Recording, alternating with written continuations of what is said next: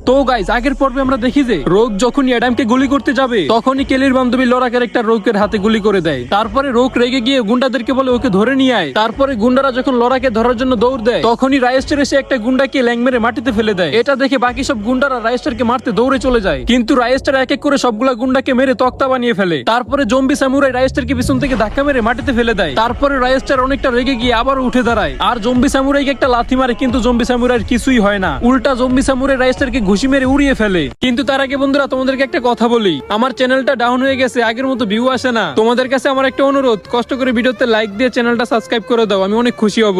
তারপরে zombie samurai রাইস্টারকে মারতে মারতে রক্তাক্ত করে ফেলে। আর যখনই জম্বি সামুরাই রাইস্টারকে একেবারে খুন করতে যাবে তখনই রাইস্টারকে বাঁচাতে কেলা ক্যারেক্টার চলে আসে। কেলা এসে জম্বি সামুরাইকে মেরে বেহুশ করে ফেলে। অন্যদিকে রোগ আবারও কেলিকে খুন করার জন্য কেলির দিকে বন্দুক ধরে। বন্ধুরা, নেক্সট পার্ট খুবই ভয়ঙ্কর, দেখার জন্য একটা লাইক আর একটা সাবস্ক্রাইব করে দিয়ে পার্ট 8 কমেন্ট করো।